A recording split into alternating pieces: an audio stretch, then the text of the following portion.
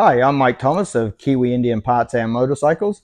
In this tech video, we're going to cover rear brake drums, 1937 to 1945 and 1946 to 1953.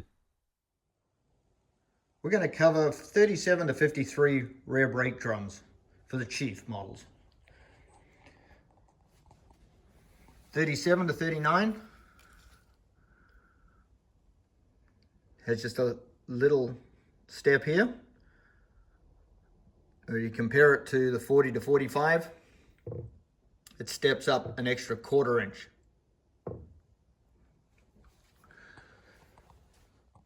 .3/8 studs. The early ones we didn't have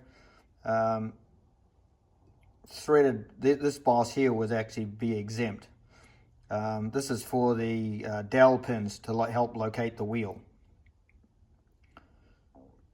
Somewhere along the line they thought it was a good idea to add dowel pins, and it helps when you're putting the wheels on. This side, you just have a little lip here. It's actually the same drum as the 40 to 45, except you're going to step up 1/4 inch taller shoulder here, and on this side you've still got the same little lip. Now 46 to 53, totally different drum. You've got 5/16 studs that'll be in here. The other ones actually take lug bolts, 3/8 lug bolts. Then these ones here are going to be 5/16, and they're going to have, the studs are going to be screwed in here, and they'll have lug nuts. You can actually compare this side. The wheel hub sits down into here and locates inside here. And on this side, you've actually got a rain lip, quite a sizable rain lip, and that's keeping your water out. So each one of these, the bearing support is matched to the drum. So 37 to 39, 40 to 45, and 46 to 53.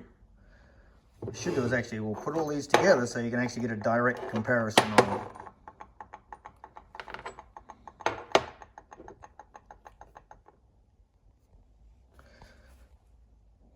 There you can see the differences.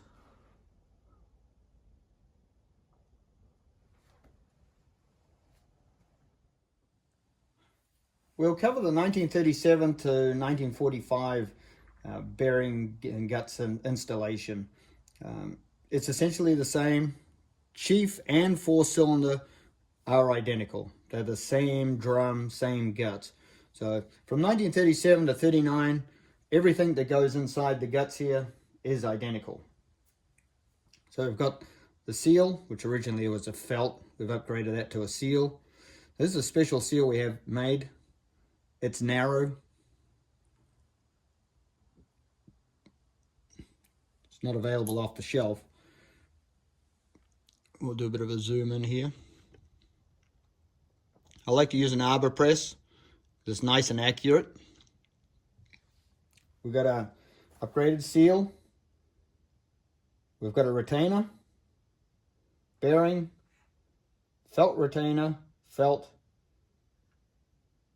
and the retaining nut. So first thing that goes in is the seal. It's actually, we're going to put it in so the lip end is up. So if you can see this side,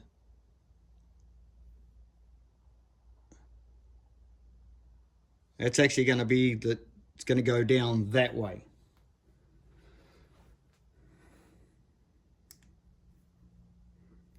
I'll do the installation. Reason why we want the seal that way is when you're putting the hollow axle in, it's actually going to come through from this side, and that seal is actually going to act as a funnel.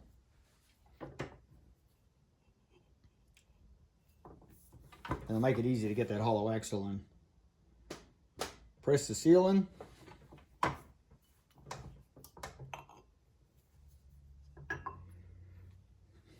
Now, this retainer must go that way. It's going to go sit in there like so. If you can see way down there,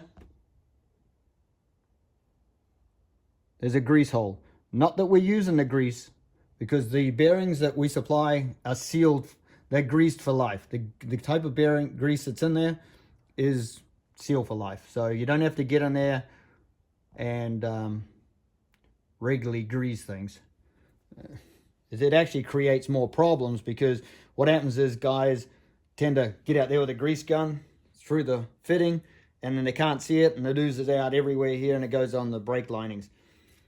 So it's actually going to go this way, and the reason being is it actually sits against the bearing that way. If it was that way, it's going to sit on the inner and outer race of the bearing. So that's bad. And it doesn't matter where this groove is, because the grease actually travels around. Grease travels around this outer groove from that grease hole, around that outer groove, and it finds its way into here, into the bearing. Drop it in there. But if you want to, you can line it up with a hole. Doesn't make any difference. Grease finds its way around. Bearing. Now, put some oil on the inside of the bore here. Oil is your best friend. I've already done that. Or you can put it on the bearing as well. Got a nice little tool here. Aids in installation.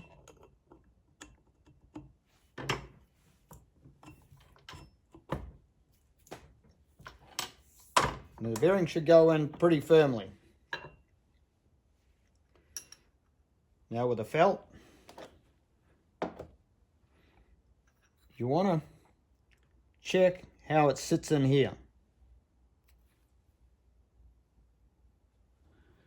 Now use the felt retainer and squeeze it down, and it should, see, it's actually making contact metal to metal. Sometimes what happens is it won't. Felt's not a precision piece when you get it. Sometimes it's high density, sometimes it's low density. So it's got different squish factors. If need be, just come through with a razor blade and just trim the thickness down. But you want those when just under your finger pressure to make metal to metal contact.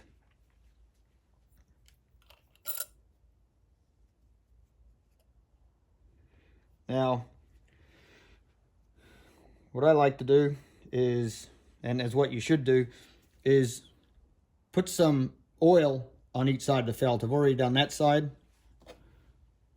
Felt really doesn't work too good without oil on it. It's pretty useless without oil on it, actually. So give it a little douching of oil.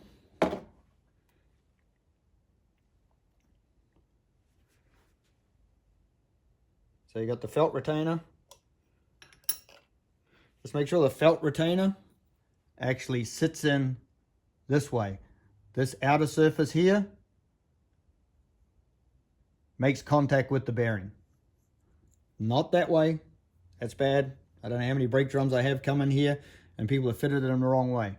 But the outside lip here is to make contact with the bearing. So it's going to go in like so.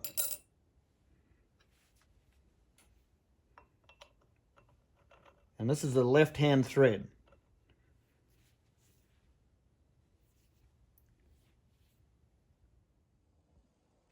I'll clarify the brake drum types. 1940 to 45 is the same on this side. You've got the tall shoulder, so everything looks the same on this side. But actually, when it comes to the other side,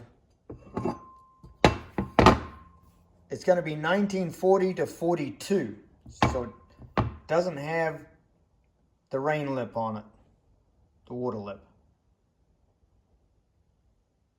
So 1940 to 42 is like that. 1944, they introduced the rain lip, the water lip.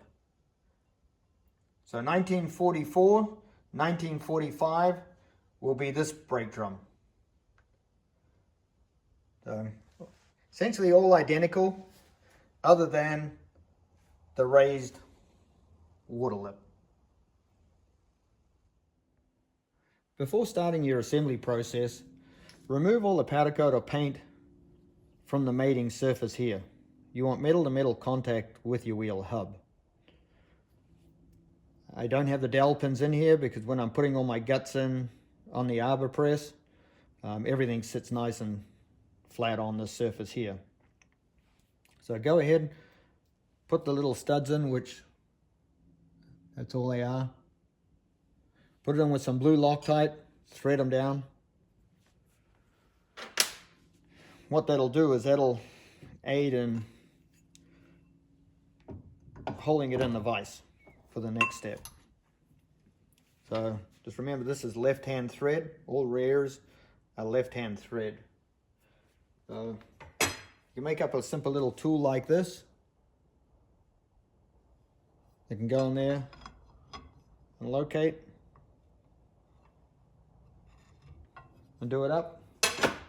Or since I do so many, I made up a special tool like so. In the middle here registers inside the retaining nut. I can just do it up with the impact.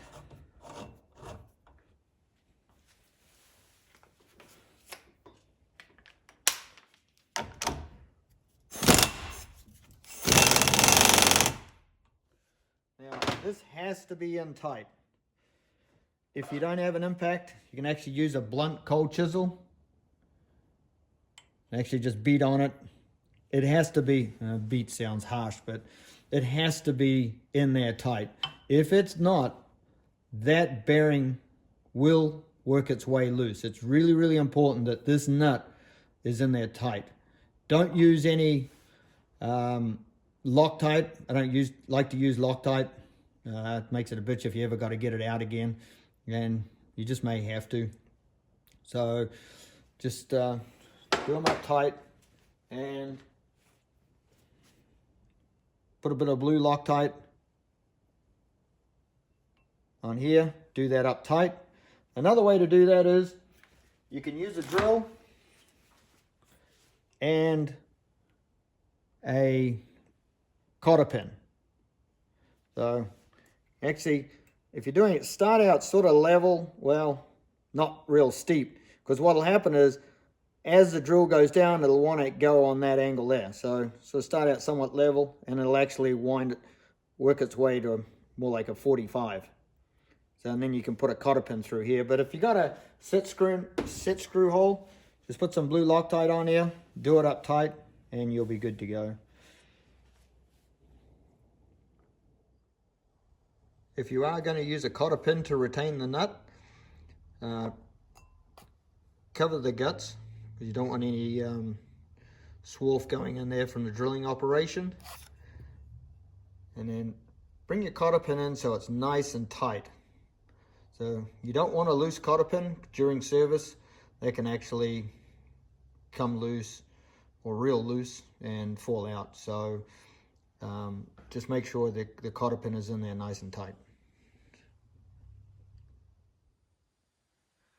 Before you start, remove all the paint or powder coat from the mating surface here. This is what the wheel hub fits up against. You want to get that down to metal. Don't put the studs in yet, because we actually want, when we're putting in all the guts, we want it to sit on the flat surface here. The other thing you'll notice with the brake drums we supply, they're actually got more material around here than the stock ones. So this here is a lot fatter through here. This actually works to hold the bearing more so. With the earlier, well actually the original ones are a lot thinner through here. The diameter here is smaller. So what happens is the bearing actually tends to slog out because there's not enough material to support the bearing, that it tends to wallow out this material. this area here. Actually, see, there's a stock one. You would actually do the comparison.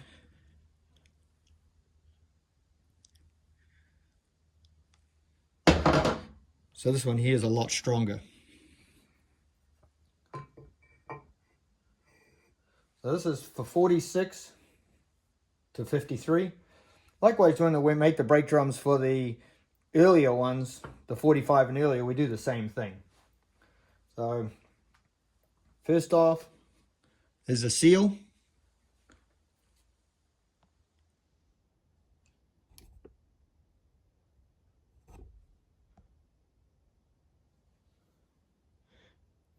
Now, it's actually going to sit in that way. Just remember, it's actually going to act as a funnel this way. So that's the way it's going to sit. Just makes it easier when you're putting in the hollow axle or the bearing support.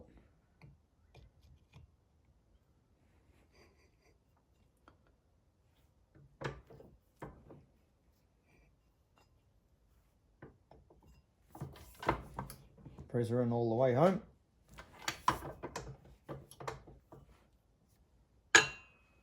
Next in is the bearing.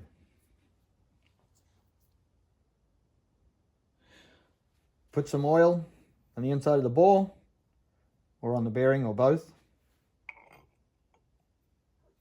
You want the bearing to go in nice and tight.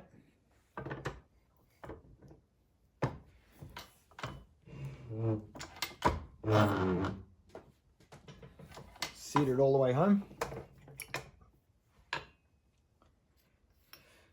You're going to have the felt retainer, felt, and the left hand retaining nut.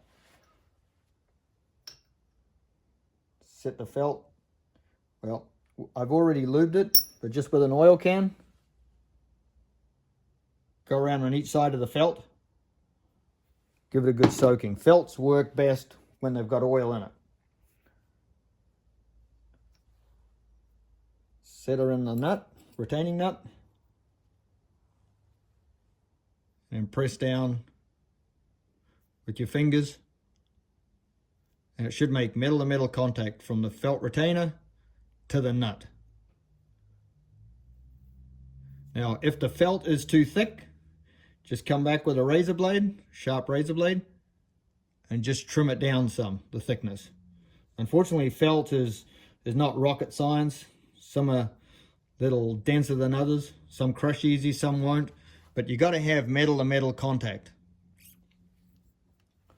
Drop your felt retainer in there. Felt. And your left hand nut. In order to hold the brake drum in this process, I just use some long 5/16 coarse threaded bolts. And that allows me to hold it in the vise, do whatever I need to do. Now just make sure the felt retainer is actually going to sit down that way. So it's going to sit that way, bubble side up. You want this side here sitting down against the bearing. It's actually going to sit that way.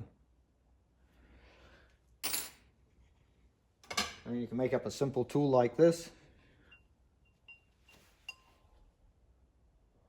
to tighten up the nut, or since I'm doing so many, I've made up this tool and I can put the impactor on it.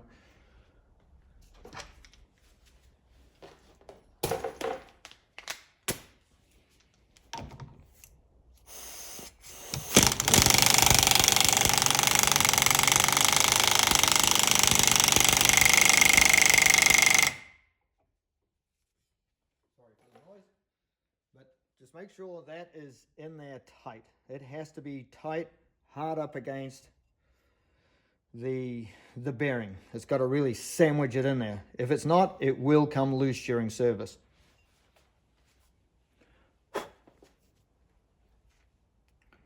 Now, these ones do not have a set screw, so we've got to use a cotter pin. So 46 and later, they don't use a set screw. We're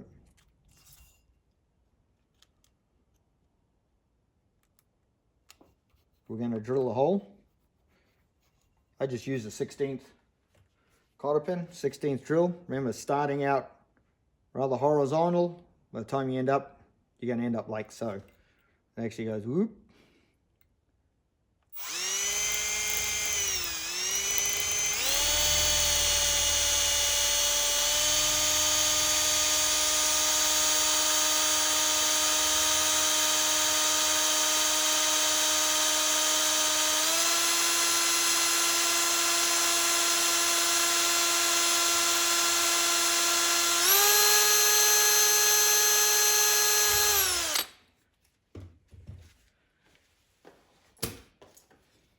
Take it easy. It is a 1/16 of an inch drill, so it's real easy to break.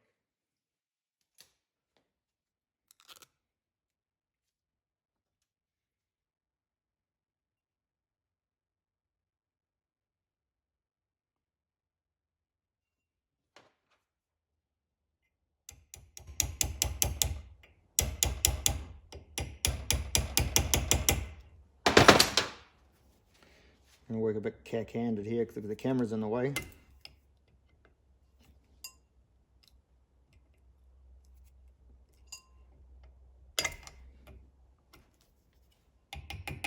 Just make sure that cotter pin is in there nice and tight.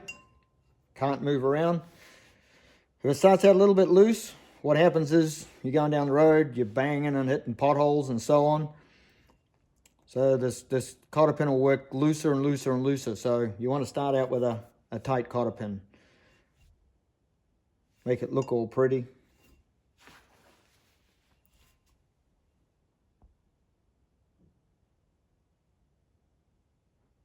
And just make sure the final check will just, actually before you even put the cotter pin in, once you get the nut in, just make sure your bearing rotates nice and freely. And the final operation will be putting in your studs, which is easy enough to do.